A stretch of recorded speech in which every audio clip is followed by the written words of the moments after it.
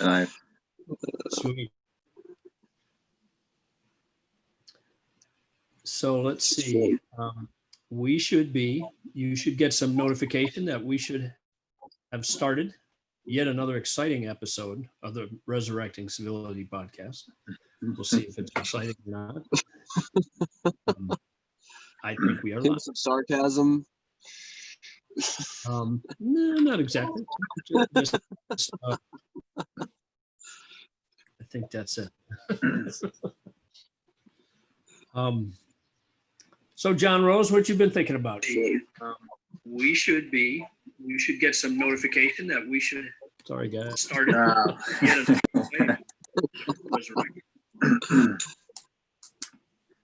So, what I was thinking about, I think last Tuesday, when it was even more recent news, was the Supreme Court ruling on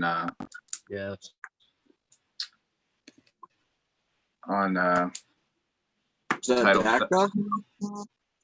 No, it was on Title VII, basically, and how it applies to LGBT rights.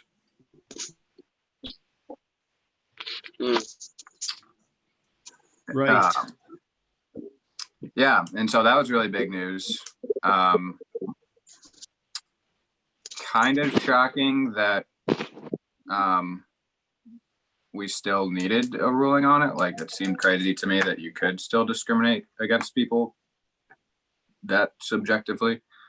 But apparently like half the states already had legislation on the books about it. But so what I found interesting about it was partially that we didn't have something in place already. And then I also found the dissenting justices' opinions to be pretty interesting. They basically, even both the dissenters were like, yeah, we should have something on the books like this, is what they seem to be saying. But that what the Supreme Court essentially was doing when they made this majority of opinion was legislating. They were not just making a ruling on what the law said, they were updating the law. So yeah, I found that dissent interesting. I don't know if you guys have looked at that at all or had any thoughts about the opinion. JP, have you had a chance to look at it? I know you've been out there in vacation land, and yeah, I haven't. I mean, I haven't looked at it much. I mean, my understanding is that idea has been sort of just the politicization of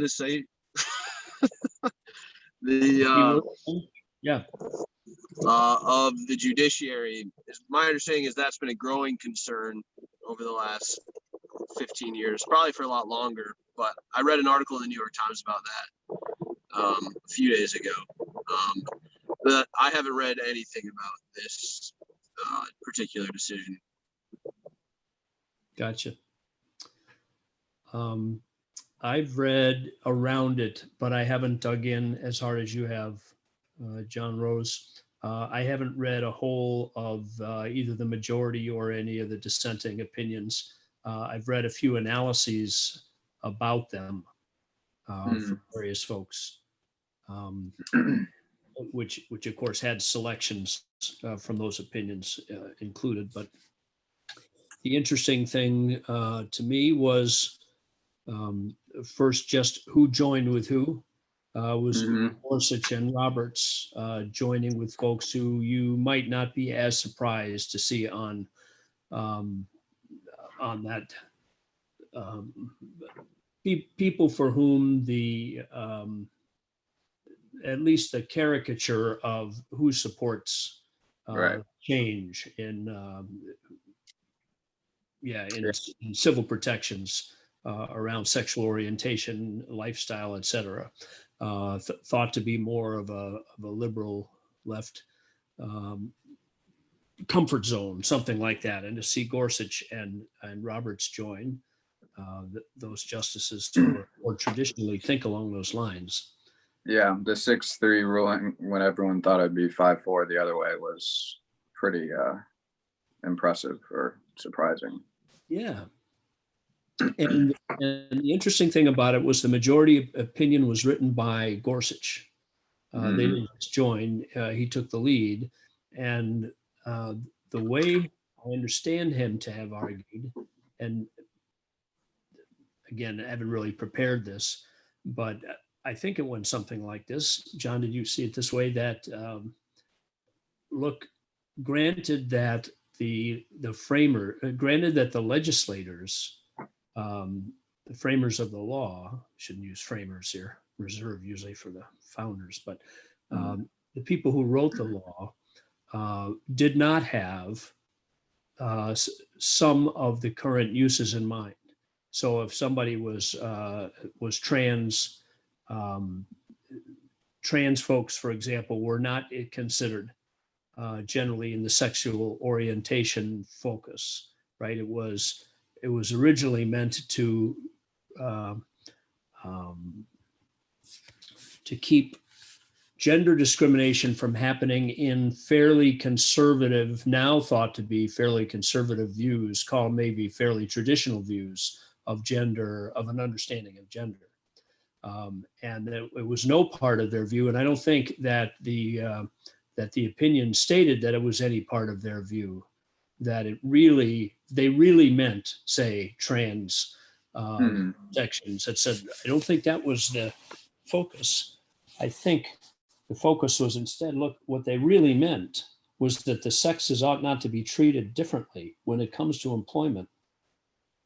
And then a logical argument from there, which is the very behavior that, I mean, somebody comes to work with a dress on, and two people come to work with a dress on, and you fire one of them and you keep the other one there.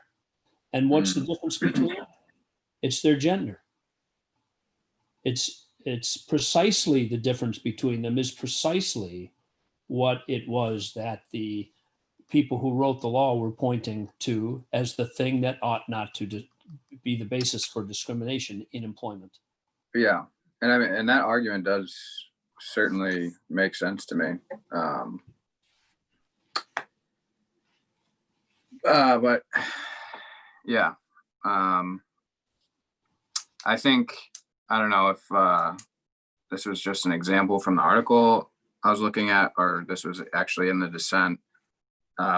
But I think a counterexample or a different example the dissent came up with was if a company decided that they would not hire transgender people without ever knowing their sex, then it would not be discrimination based on sex. If you just across the board said you wouldn't hire anyone. Mm-hmm. So I don't know where to exactly go from there, but I think that was the dissenting or counter argument to that.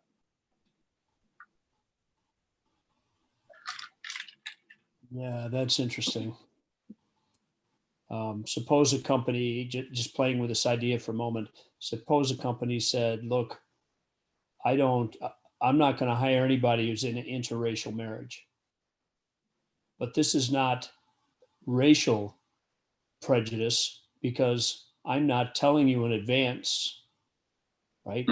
Which races I'm paying attention to here. I just don't want interracial marriages. I don't know what the application pool is going to be.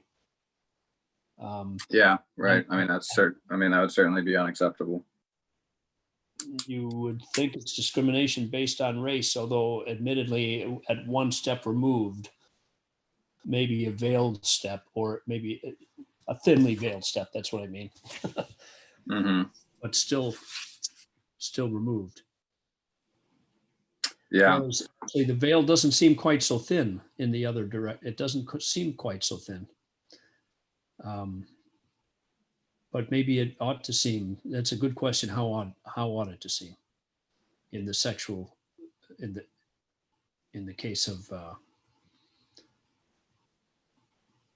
well, cis trans orientation, for example. Yeah. So, I mean, I agree with you. And it doesn't really make sense to me that anyone shouldn't or should ever be able to say you can't work here if you have a certain orientation or gender identity.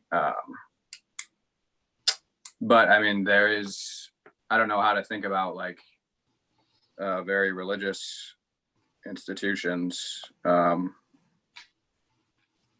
mean, I don't know exactly what I think about that, but I think it's a relatively convincing argument that they cannot be forced to hire people that go directly against what their religion tells them is a correct way to live or something. But I get that. I've been thinking about that a long time, but I always turn it right back to racism, because there are people whose interpretation of scripture, for example, means suppose somebody said, hey, people who are not white bear the mark of Cain. There are people who interpreted scripture that way. And this is these were meant by God. These were people meant by God to be separated. I don't know whether there is such a real religion or not, although, there's the flying spaghetti monster and every other sort of religion that it's never say never when it comes to religion, I guess. So, but my point is, whether it's real or not, that's, and I think it actually has been, would you want to justify that behavior? Would you want to justify, well, racism is wrong, unless, of course, people believe it for religious reasons. And then you got to respect their religious opinions. I'm inclined to say no. yeah, I mean, I agree. I'm just trying to think of a case when like the religious, because one of the thing I've heard people be concerned about is religious freedom being under attack and stuff like that. And I mean, a lot of times that's just a way that they talk. But I think that was also written about in the dissent, that this would have semi-far reaching implications.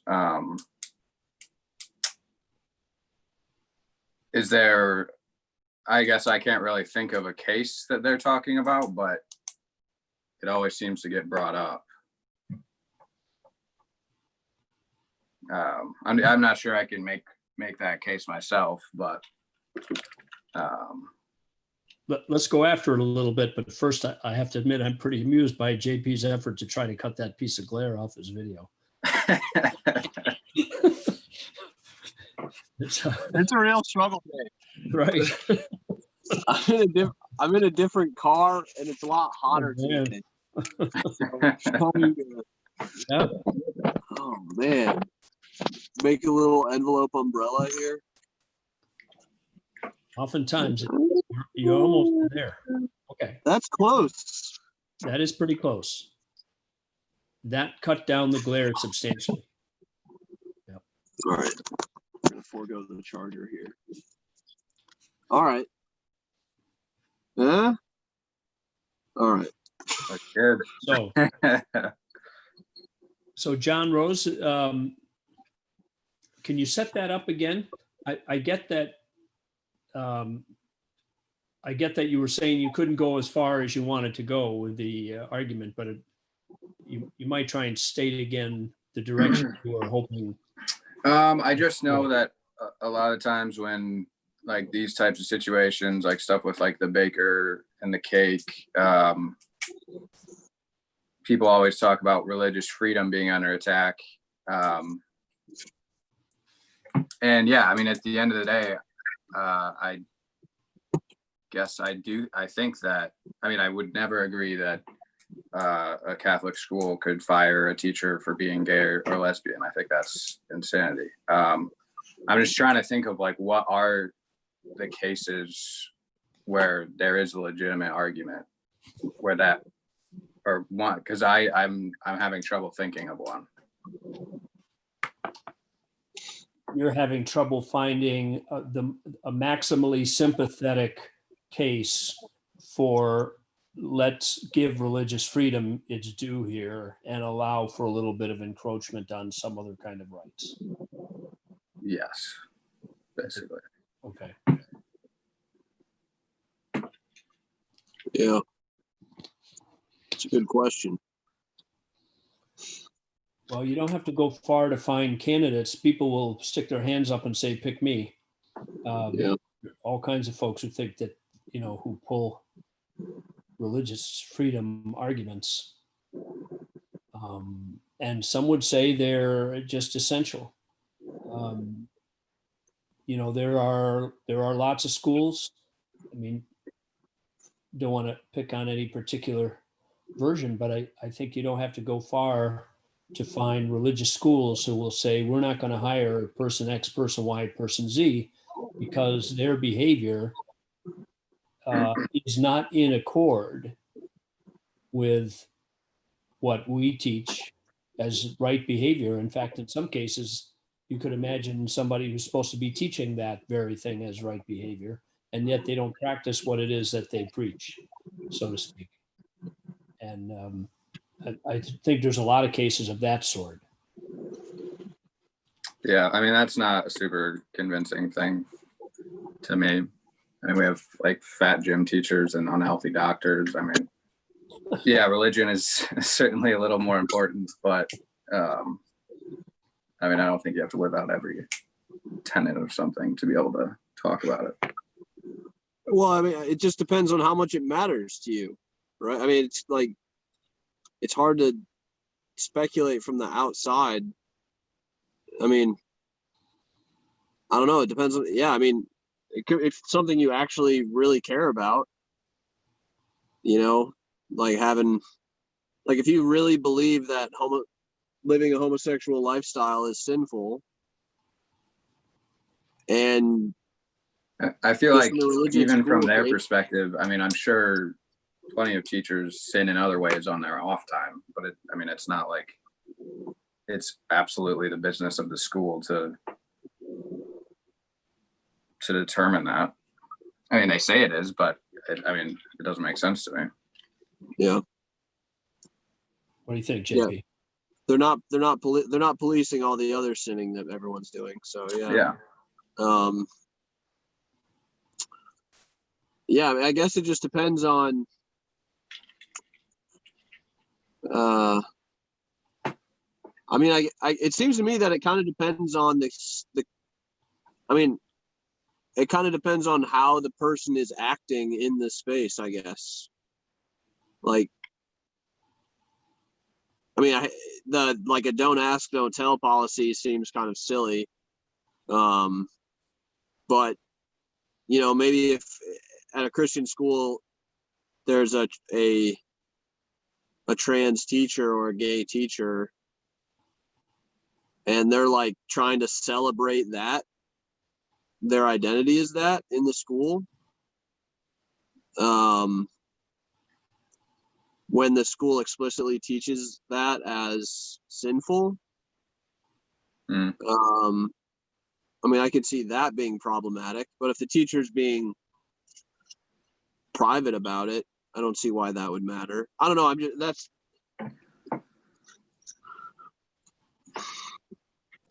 Yeah, at least you could cut back against some of the argument John Rose just made. Yeah. Saying, look, there's a difference between public and private sorts of behavior. It's not in anybody's interest to pursue religious freedom to the point where you chase people around and get in their private lives, and so that you chase privacy right out of life in the name of religious freedom. But we're not talking about privacy here. Yeah. So you could grant that and say you ought not to go after people because of some obscure instance of private behavior that happens to be uncovered. That might be, you might not have sympathy for that, but that's different than being the, taking a public position, for example, or living an entirely public lifestyle. Somebody might say that the one does a whole lot more damage than another, and allowing religious freedom into that space does less harm, say, to privacy than the arguments might be made to make it seem. It's not like you're gonna chase out sin everywhere, right? Or you're following everybody into the private recesses of their lives. You don't have to allow religion that far, right? But you might say, nonetheless, this is really quite public. If you get married, for example, that's a public statement. You can do what you want in private, but when you get married, you enter into a civil contract, among other things. I could see maybe some argument if in their official role as a teacher, they were advocating for basically the opposite of what religion has to say about it. Then there might, I think the school could have an argument, but even just like stuff on your own time, as long as you're not in your official role as teacher, I would have a hard time ever saying the school should ever have much to say about that. Yeah. I mean, part of the problem is the lines aren't exactly clean in that respect. You're still like a representative of the school, even when you're not teaching. Right. Like, here's me and my partner coming to a basketball game or some school event, or I don't know. The public and private spheres become hard to differentiate quickly. Yeah. I don't know. Well, we've all been part of schools in which the faculty get up and preach. Right. And there too, there's, I guess what I'm pointing to in making that connection is a whole bunch of extracurricular, and we might use the phrase non-cognitive formation, right? Where you're just sort of surrounded culturally by folks.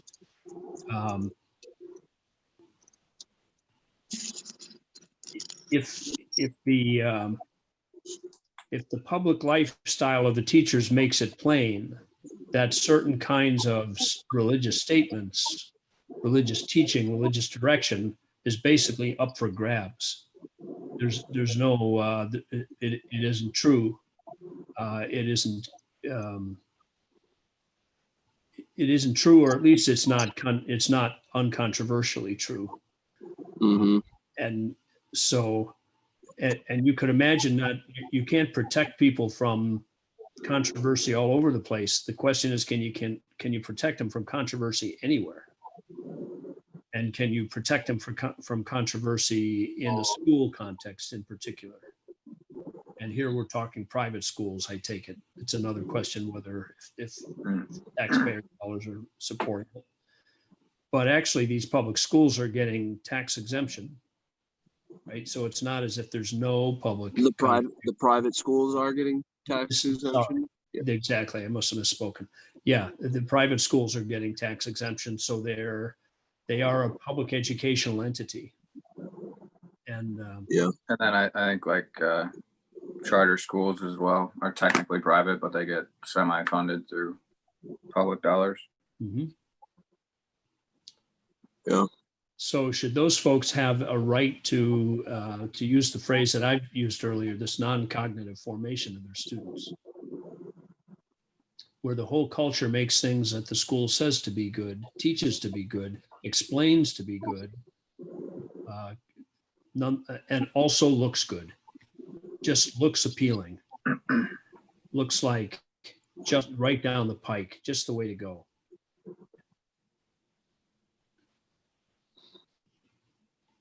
And at what ages?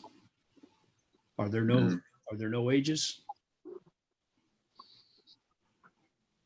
Those are good questions. How about teachers who are who show let's see, how shall I put this? You could imagine pressing conversations about lifestyle, sexual orientation, etc., into kindergarten, into preschool, in terms of the behavior of the teaching staff. And you might wonder if there's any space where people might say, no, it ought to be free of questions. And there ought to be a larger zone for parental responsibility for forming their children, including the ordering of questions that occur to them.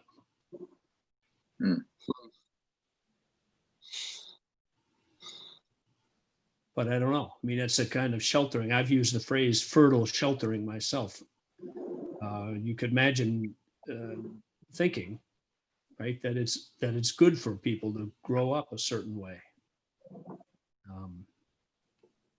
And the people that they see all sort of think that way. And that helps solidify the direction before the questions come. It's as if the habits need to be laid in place first, and then exploration of the justification for the habits comes second. If you started it the other way around and started no habits until the justification for the habits come, then you couldn't build any habits when you're young, or very much. That would be controversial. Everything would be up for grabs until this, the student begins making some de novo exploration in their own minds. And you might think that's not traditionally how we've raised human beings, and why must we be limited to raising them that way? There are other ways to do it. You might make an argument. Someone might have this life, liberty, and pursuit of happiness. This is how we pursue happiness. We build virtue, starting in our families from a young age. And we do that by sheltering them and providing examples for them. And there are all kinds of examples, but the kids, we think, are less equipped to be able to assess all those examples when they're early. And so we simply have some of those examples. We just don't have examples of diversity in that regard. Insofar as we can help it, we expose our kids to certain kinds of what we think are better examples for them to follow. This is pretty offensive speech these days, but a lot of folks would think of it's also fairly traditional. Some folks would consider it fairly common sense. At least common sense in the sense it's deeply written into practices of parenting for generations. Yeah. And into education. And is that all wrong?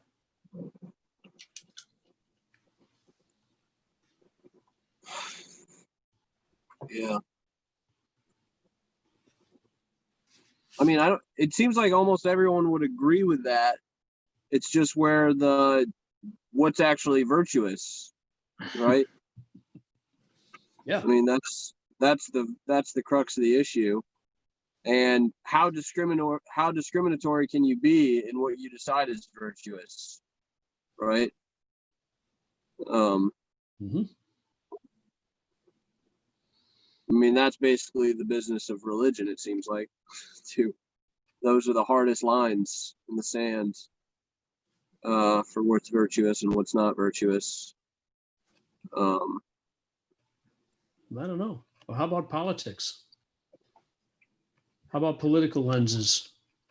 Do you have a right to raise your kids only surrounding them with people who you think have their heads screwed on straight about social issues, about political issues. I'm saying that you could generate a similar kind of pretty strong opinions and pretty, call it tribal, if for lack of a better word, kind of tribal at its worst polarization, at its better, a kind of rich plurality of groups of people. So could you have a deeply conservative American school in a deeply conservative American community? And there you just don't hire people with certain certain political persuasions, because it'd be a bad example for your kids. I think you could find school boards that would be pretty sure that should be the case. I mean, Yeah. and certainly traditionally trying to chase communists out of our out of our teacher corps. We've had large movements dedicated to that, and out of the media and everything else. Yeah.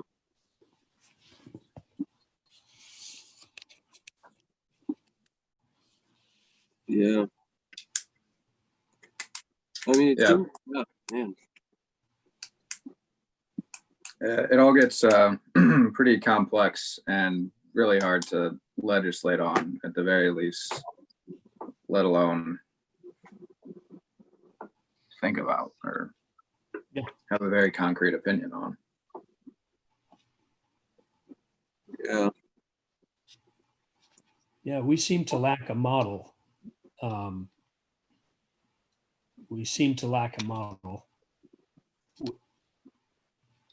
We in this day and age seem to lack models that can guide us and call certain kinds of behavior acceptable, productive, useful, and other kinds of behavior oppressive, unproductive, somehow contrary to reason or contrary to human experience or something not good. We don't seem to have a model for that. Certainly not a universal one. Whether we have an older one, what do you think in terms of American political history when we have states' rights,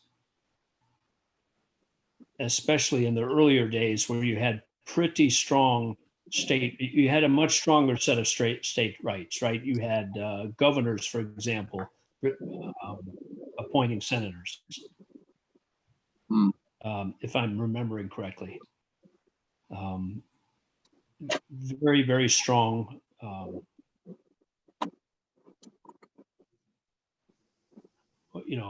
The whole of all other rights are reserved for the states, unless it's explicitly guaranteed, right, by the Constitution. Yeah. And its executive and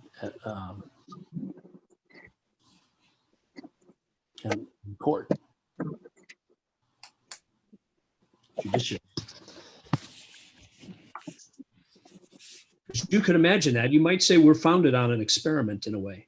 We're founded on some tolerance for experiment in living. And even now we have some tolerance for it. Right? In fact, we've never seen it. I don't think in my lifetime I've seen this issue come up so clearly as in response to COVID. I can't think of another case that's like it. But maybe I'm there. I know other places to look, but anyway, it's came up fairly clearly there. States can approach it in different ways. There are rights and different sets of values, which different sort of experiments in smaller scale living. I don't think that language is so much in our constitutional tradition. Yeah. Yeah, I mean, it seems like there's certainly strengths to, you know, what there's a phrase from I can't remember if it's from Trinity or the principle of subsidiarity From is what comes to Catholic- mind, where, you know, Yeah. the most local area of responsibility should be the one for trying to resolve problems and make decisions like that. Yeah. And so, I mean, states' rights are an example of that. And then you could go from state to local and, or state to county, and then county to even smaller. It certainly seems like there's a lot of strengths to having different, you know, localizing decisions more. And it's certainly a lot more flexibility in terms of different places sort of developing their own cultures the way they want them to be. But there's always going to be some sort of oppression built into that. I mean, as soon as you decide something's better than something else, or that some way of living is the right way of living, then, you know, the right way to teach, or these are the sort of people we want teaching, or this is what a good person looks like in our community. You're immediately discriminating by definition. So, yeah, how do you allow for that space? So if neighbors decide to settle their disagreements, neighbors to neighbors, about how loud their kids should be late at night, and they decide to settle those by pistol duel in the street, right? I mean, as you know, this isn't quite so far away from the way things used to be done, right? Right. We had some how many famous political actors in the United States have been either participated in or wounded or killed in duels. It's not zero. Yeah. Right? Was it John Quincy Adams? Was he involved? Who were the famous cases? Anyway, it's Yeah, I don't remember. right. So, I mean, imagine people did that now. And the reason I brought it up is because when you say that, you end up being prejudicial somehow against certain classes of people, or certain individuals anyway. If you maintain a certain set of standards, we probably don't go there when it comes to dueling in the streets. Yeah. Right? If you want to duel in the streets, I mean, you're entitled to your opinion, but you're not entitled to your 30 paces out in the streets where everybody lives. We've agreed we're not going to live that way. And there are other views people can hold, and you're free to hold them, but you're not free to live here and exercise them.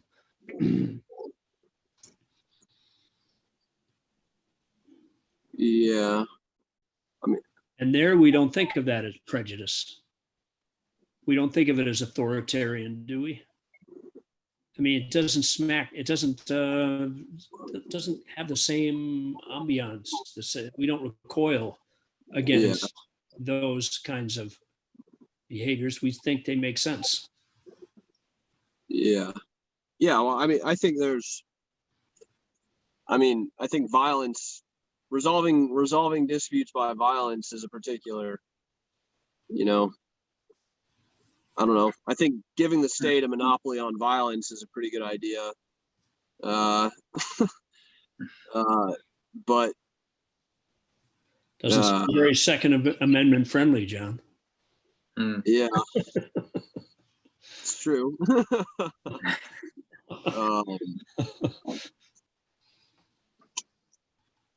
But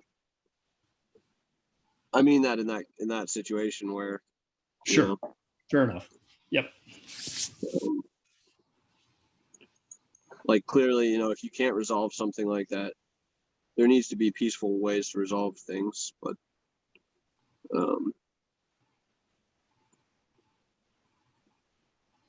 yeah, I guess I don't know why that's an example of why the subsidiarity doesn't make sense, or how that's I guess I don't understand the direction that you were trying to get the conversation to go with that Oh, response. right. I wasn't opposed to subsidiarity. And I wasn't opposed to anything. All I was doing was taking a counterpoint for the sake of argument, but it wasn't a counterpoint to subsidiarity. It was a counterpoint to The comment that any form of selection is discriminatory, basically. yes. Oh, And I okay. want to figure out how to put that first clause a little differently than that. But yeah, Okay.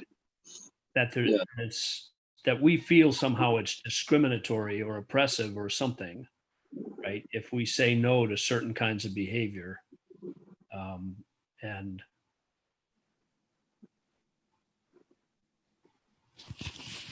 yeah, I didn't want to forget that possibility. We do say no pretty widely to certain kinds of behavior. We say it now, and you might wonder whether, yeah, we say no to certain kinds of behavior now, and we consider it out of bounds. And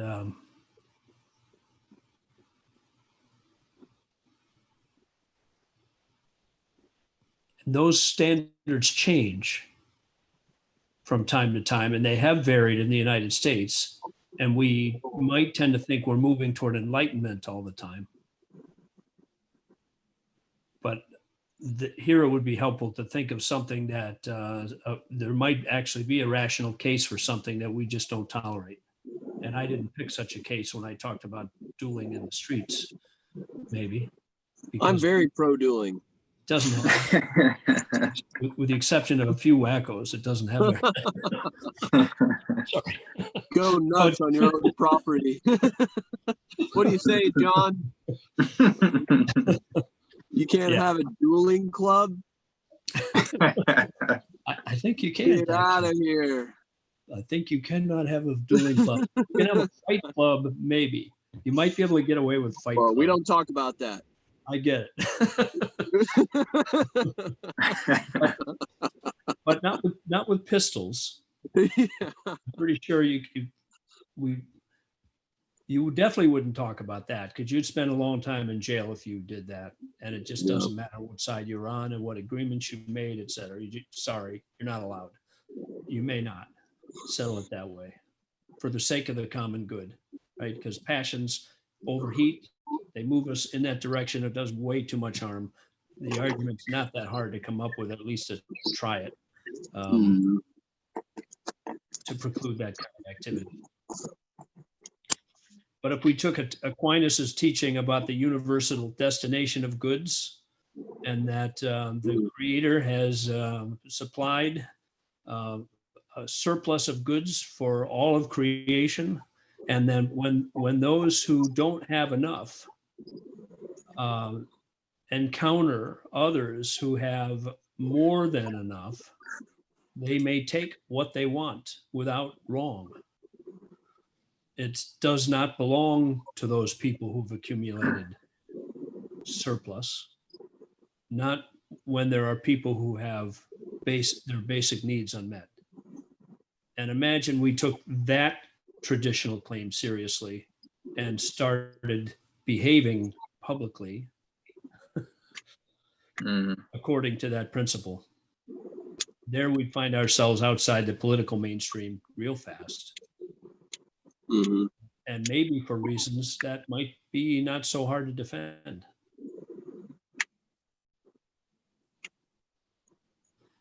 Yeah.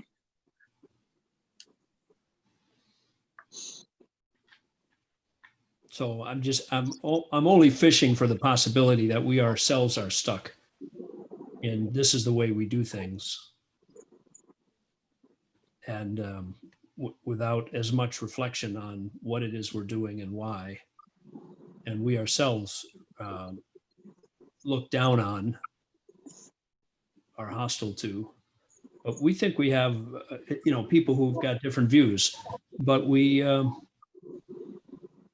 might be doing it. It's not necessarily the end of the world, is it? Or if you think it is, then you go straight downhill to maximal liberty, maximal political liberty. But it's only maximal in a sense, because you're not authorized then to select your own kids' books in your own kids' library, or to tell your kids whatever else you're gonna. I don't know what. I mean, that would be enough. I mean, imagine you thought it was that these were discriminatory practices in your home library. Maybe the home is a private sanctuary. Maybe we agree about that generally. Of course, if you agree about that too far, then you let parents beat their children, which Right. we tend not to do these days. Mm-hmm. Anyway, just exploring the boundaries here. But they sure are changing. Yeah. Back to that Supreme Court decision. Right. That's astonishing. Why wouldn't that obvious interpretation have been obvious 100 years ago? Here I'm probably betraying my lack of attention to the law. It's probably. How about 25 years ago? I'm trying to think of all the law that was appealed to in that decision. And what's the latest essential component? I mean, I think just people didn't care about those rights until the last, or at least not widespread, till the last 20, 30 years. I mean, but yeah, if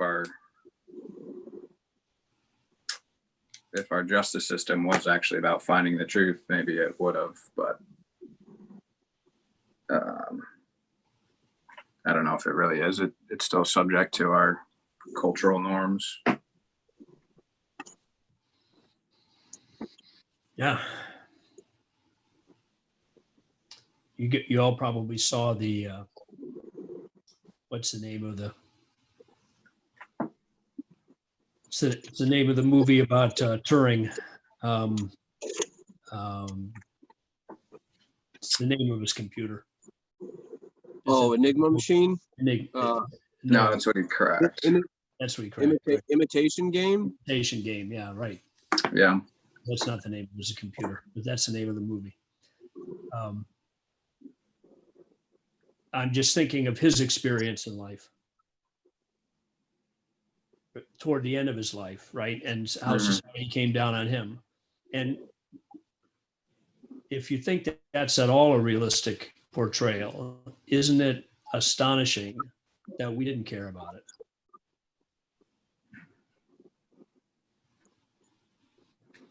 Yeah. I mean, I feel like what's even more astonishing is how much progress the human race has made in caring about that sort of thing in the last 200 years, more so than the length of time the recent instances have taken. Because I mean, for all of human history, we operated pretty much the same way, and feeling free to discriminate against people who are outside of the cultural norms. Mm-hmm. And that the change to think about not doing that has advanced very rapidly. Relatively. Sure. You are catching me, as we discussed earlier, John, right at the day after or hours after I listened to a few episodes of the Rabbit Hole podcast and took a pretty deep dive down the alt-right YouTube conversation. Mhm. And the reason I bring that up right now is, yes, there's been a great deal of change, but that change has not all been for the good in the minds of a growing number of people. They wouldn't say, hey, we have progressed over the last 200 years. They might say we have really become weaker.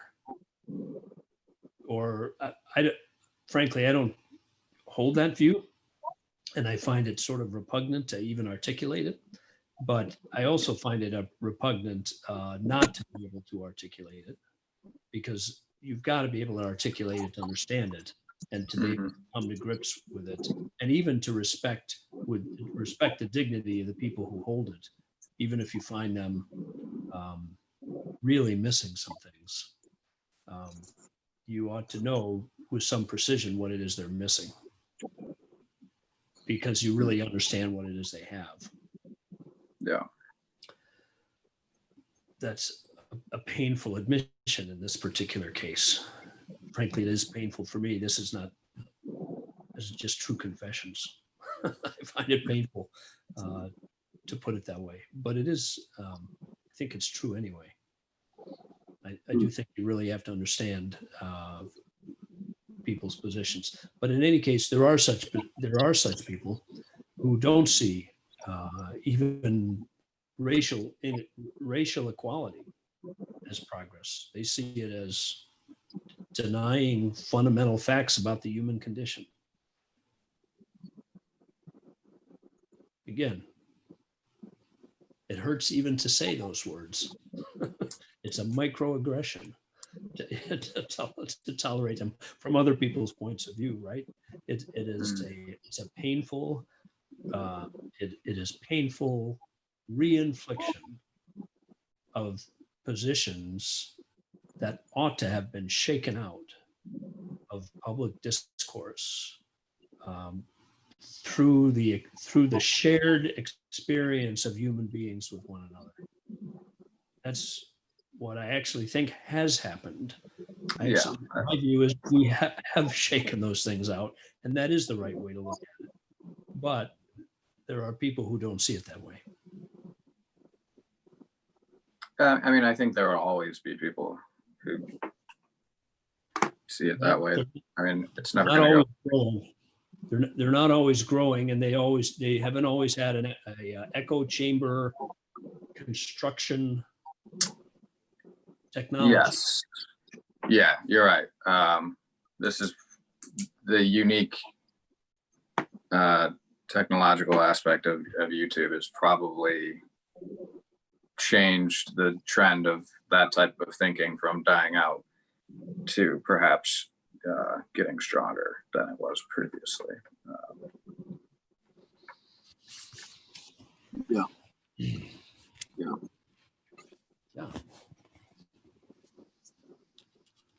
And that's an environment in which we need models to be able to discern between real progress and not real progress, just change. Because if we don't have those models, the technology can blow across us in a certain way, like winds, and just rearrange the moral landscape. Driven by what? Driven by dwell time on YouTube and profitability thereof, for example. Right, and that's not the right way to drive the conversation. But we don't want to drive it to that endpoint. Right. We need to think about how to safely use a technology before it fundamentally changes society.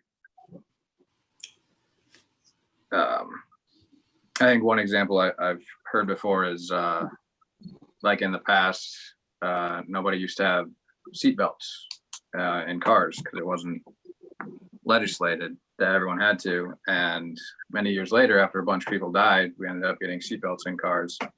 But with automated driving, we do actually have the opportunity to try and put seatbelts on the system or guardrails on the road as much as possible we just have to try and think as far ahead in advance before we actually allow it to change society.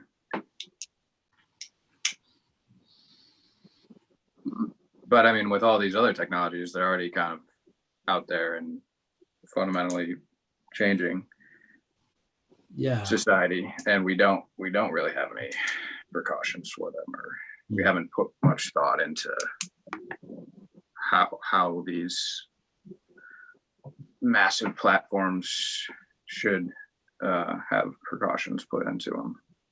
We're kind of thinking about it now, but right now it's like we've already had people getting killed by not having seatbelts for 20 years or whatever. It's already kind of late in the game. Yeah, you're drawing an analogy there. The analog of the people who were killed when we didn't, during that period between when we could have and when we did have seatbelts, right? The analog there is all the social polarization, right? That's occurred. That's deep mistrust, the unraveling of institutions, trust in institutions, trust in other people. At least the transformation. I don't know if communities are unraveling.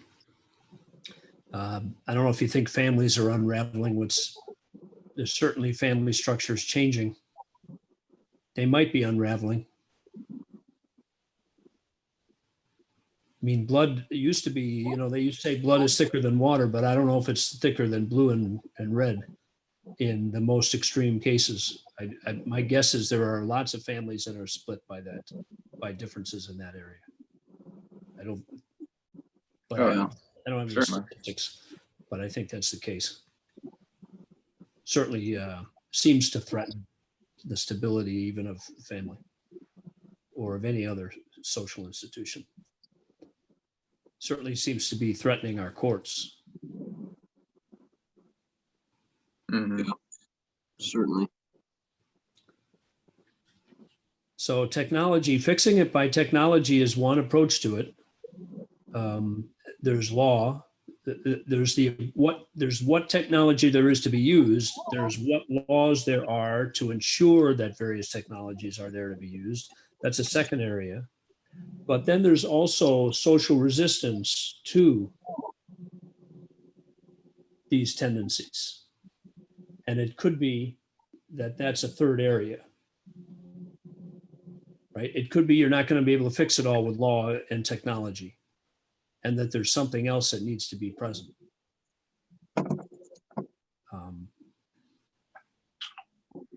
You might think education's another area, for example, that comes pretty quickly to mind. Not that it's unrelated. Education's not unrelated either to law or technology, but there's other dimensions to it, right? So you might have better educated versus less well-educated people subject to the same laws and the same technology.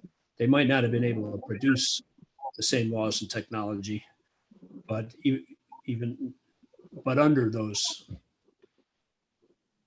they might behave differently and independently of their of the education required to produce the law and the technology. There's other dimensions to education than that.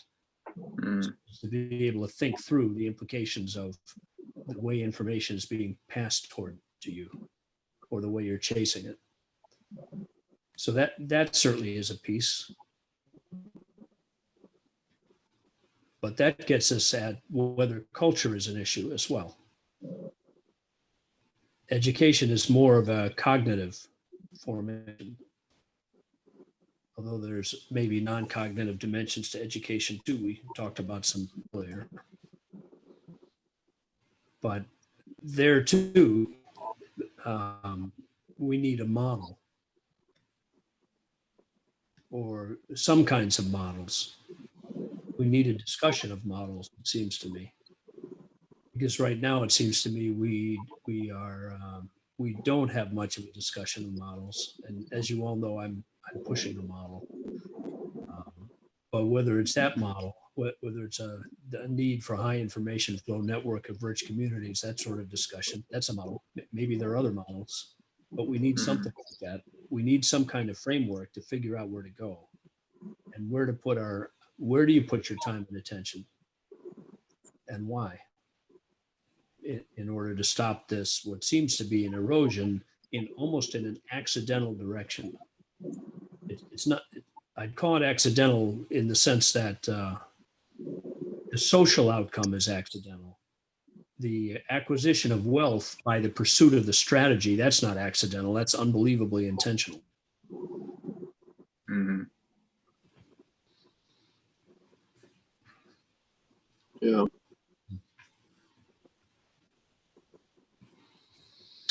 It does seem like there needs to be something relatively done relatively soon to attempt to address the negatives of social media and polarization. And I think that mostly has to come through legislation. Although, I mean, I think it's a massive minefield, but because I think, I mean, like if we address it through like education or a new model, all these things take a long time to actually start working, I think. That seems right. It seems right that they take a long time. Education takes some time. Building social structures takes time. Passing laws can take less time. On the Sometimes. other hand, there's things that law can't do that education can, that building social structures can. I mean, laws don't raise your kids. Mhm. And you might think laws are kind of band-aids on really bad problems. Yeah. Right now, we might need a Band-Aid, though. No, that's right. I'm not saying there's no role for law even in this area. But I sure worry about the censorship laws that's brewing, though. Yeah. You talk about setting us up for a fall. I mean, if what you really need is a high information flow network of rich communities or some rich analog that provides freedom, diversity, real discovery, real information acquisition, and distribution, real understanding of other perspectives, all of that. If you need something in that neck of the woods, how does censorship play a role there? How does top-down censorship play a role there? It's a minimal role, right? It might, top-down censorship might keep bottom-up censorship from getting too far out of hand, right? Hmm. And that's exactly what it does in our Constitution, right? We've got freedom of speech. It is bottom-up Freedom of assembly. censorship. That is a restriction on bottom-up censorship, right? So there are What about is bottom-up a local censorship in your government mind cannot, something like cancel culture or? well, maybe so. It depends on how you interpret that clause. Government shall pass no law, right? What's the framing? Government can't infringe on these things. So a local government entity can't make it illegal to say certain things, right? That would be the kind of thing I'm referring to as bottom-up restriction, right, on the flow of information. And we have protections for that from the top down. They're constitutional protections. We have civil rights laws. People can vote. People, we hope. Right, things like that. Those are top-down protections on bottom-up restrictions. I'm not familiar with the, is there some specific law you're referring to or? With respect to speech or with regard to voting? To censorship? Well, One that you're concerned about? Yeah. let's see. to be honest, it seems to me that we don't have, because we have the Bill of Rights and a tradition of the Bill of Rights, we don't have a lot of really clear cases of infringement on free speech. But you could imagine them. And I think certainly on freedom, let me change gears and have freedom of assembly be the sort of the information exchange mechanism that could be impeded from the bottom up. Is that being impeded? Absolutely, right? You can't you can't mix races in these restaurants, for example. Right? That's a bottom up restriction, and those restrictions have generally been eroded by our law. And I think that to some extent that's true for speech. I think more so for speech, even than freedom of assembly.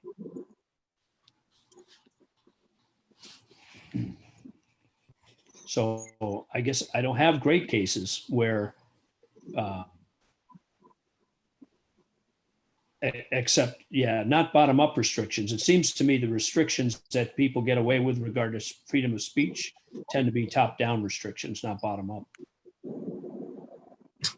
Yeah, I think maybe I was wrong, but the language you used seemed to imply to me that you had a top-down censorship law in your head that you heard was coming up or something. Oh, sure. Oh, big time. Yeah. The reason I started down that road is I think that that's very much what's happening with regard to the internet. I think you're getting, when you have congressional hearings and you bring founders of technology companies in, and they have to apologize for the kinds of speech that they tolerate, right? And the kinds of, and it's not that, I'm not saying that there ought not to be mechanisms to work in this space. I think there are market mechanisms that could work wonderfully that are not working, but the mechanisms that seem to be working instead are federal control of corporate control of technology. And when you put that together, what could go wrong, right? All of a sudden, you just don't have the right. You just don't have information exchange anymore on certain topics. You oppose the government's policy on, if I were quick enough here, I'd take a couple of different cases that different political camps were mattered to different political camps. Mm-hmm. Yeah. How about government support for Israel and the Middle East? Government opposition to or government restriction on trade in Venezuela. What other? Yeah, but I think I've just wandered into two left-friendly cases, and I meant to find one right that was more right-friendly. But yeah, I do think that. Maybe that's because of the nature of government activity these days. It tends to be more right-friendly than left-friendly. So, but you could imagine, you don't have to imagine hard, people being censored, right, as Russian bots. How about that? How about people who think that the whole Russiagate was a hoax and want to say so? And they get knocked off of Twitter, say, for some kind of speech that's right. I mean, people might argue that that's already happening. There may be some conservative voices who think that's already happening in what speech Twitter has restricted, because some of its activity to restrict has been against right-wing sources. But you could very much imagine that against left-wing sources, more leftish, right? Mm-hmm. In general, I don't like this distinction, but I acknowledge that people generally like this right and left distinction. So I was trying to give an example of both cases. So yeah, there's a lot of pressure from the government to restrict the kinds of echo chamber, or call it rabbit hole, Mhm. echo chamber, polarization, fact loose, fact free, you might say, conversations, even though they're oftentimes said to be precisely the opposite of that. Right? The Mhm. truth, the real truth about blank, right? But that Yeah. real truth often is ignores an awful lot of speech. And in any case, I do think there's a huge movement of censorship now in that direction, from the top down, and I think that's Yes, good. certainly. I mean, just we've seen it. I mean, I don't really have an opinion on whether it was right or wrong, but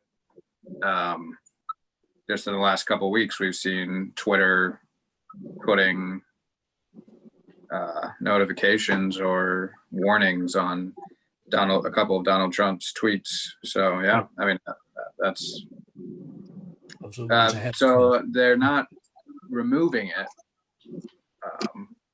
but they're putting their own opinion, or they're just inserting themselves a little bit. But into other the- cases, they have removed people, they've blocked people, they've kicked a lot of people off of Twitter. And the same thing is true for YouTube. And I think I'm more familiar with that because I just heard all the alt-right complaints about it in episode probably 3 of Rabbit Hole, Mhm. unless it's episode 4 of that podcast. They review a lot of those. And there are people who think this is the end, right? They can't make a living. They can't say what they want to say because they'll violate YouTube, what are they called? Community standards. Yeah, it's also a really great marketing strategy for those type of political speakers, because they basically say, hey, they're gonna try and kick us off, come join my website and subscribe for $5 a month. So I think they do use the language a little bit more than is justified sometimes, because the majority of them are still on YouTube. It's kind of like a marketing ploy a lot of the time. That's an interesting observation. I didn't know. It makes sense. Yeah. JP, last thoughts from you? We're going to let you, we're going to make sure we end pretty quick here. Cool. Yeah, I appreciate that. Lots to do. Last thoughts from me. Yeah, I mean, conversations are certainly challenging. Let's see. Yeah, part of it is I actually don't really spend any time on social media, so I don't really have a good sense for what it's like. I mean, it's been a long time since I've spent any time on social media. So For YouTube? I mean, even YouTube, like I don't. Is that right? I'm pretty Where much do you get just your on podcast? podcasts, you know. Okay. So I mean, I get podcasts on Spotify and Castbox. That app I sent you guys. Right. You know, but I think I thought there is an interesting thing here. I think the interesting idea here is where the line, where people are actually allowed to discriminate how they see fit, between people and between behaviors, and in setting up their institutions and in setting up their communities. Where is it okay for people to discriminate and say this is a good thing and this is a bad thing? You know, maybe that's sort of I think that's where the real battle line is, maybe, for a lot of these things. And you know, how is that right? Is that a right? It seems like the right to do something like that is ripe for conflict with other sorts of rights that people care about. So I guess that's my final thought. That's something that people need to think about clearly. And yeah, I wish there were, even in this conversation, like I wish we had a clearer idea about more specifically what the issue is, and where the battle lines are really drawn, because I think it's easy for things to get messy. Yeah, I guess that's my final thought. Okay. John Rose, last word to you. I guess one thing that I didn't get to, or I was kind of thinking about in relation to this tonight, I think a couple meetings ago, John had mentioned something to the effect of why does it seem that the left wing is seemingly more focused on helping the underprivileged than some of the more Christian aspects of our parties. I don't know if that'd be a fair analysis of what you said, John. Yeah, I mean, I think I find that, I don't remember saying that specifically, but I could see myself saying it. So yeah, I think that's something I've thought about a little as well. And I was gonna try to think about that a little bit in the context of the Supreme Court ruling, but I think there's a ton of other contexts to think about it in.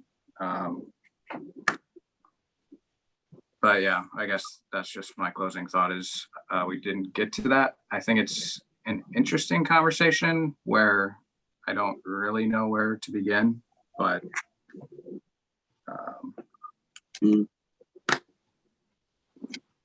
yeah, I think it's interesting too. Good. Well, let's come back to it. Put a pin in it, as they say, because I agree that's a really interesting area to explore.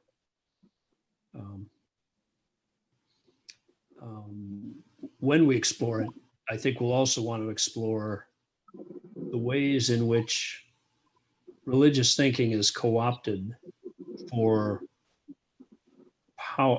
grabbing power in certain ways. You can imagine. I don't think you even have to imagine. Mm-hmm. You can imagine constructing it almost out of first principles, right? As a strategy, as a deliberate strategy, right? Let's get these people, let's prey on this particular feature of religious thought, right? And let's find some series of issues and generate some excitement around that series of issues and drag this whole group of people around here for a particular political reasons. Let's restructure power, restructure the electorate and the leanings in the electorate using religion in order to build the coalitions we want to gain the power we want. How much does that work? How much does that happen? How much does that work? How much of an explanation for the kinds of, I don't know how to phrase what it was you were just talking about, John Rose, but an oddity, an odd feature, maybe an interesting, a noteworthy feature. How about that of religious discourse that it seems to sometimes, And it's hard to even exactly say what it is to talk about exactly. Like, are we talking about evangelicals? Are we talking about the Republican Party that's largely conservative? Are we talking about the left wing as a whole? Are we talking about a more specific part of the left wing? It's hard to even think about what exactly we're comparing and what standards to compare them on. Yeah, I don't know. It's just interesting. It is. Okay, we'll come back to it. Well, say hey to everybody out there, JP. Yeah, we'll do. Lots of folks we know. Yeah. What are we thinking for the rest of this week?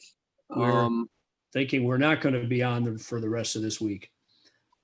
Yeah. I think you can't do it, and I think our past thinking was we wouldn't do it either. Okay. Cool. Yeah, I think I'll be backpacking Wednesday and Friday meetings. Excellent. So Okay. I'm heading your guys' way soon. I haven't bought my ticket yet, but be fun to do an in-person distanced meeting. We'll do it Yeah. outside. For sure. Yep. Yeah, so We'll imbibe. We'll do it. yes. All righty. Thanks. See you guys. You guys. Soon.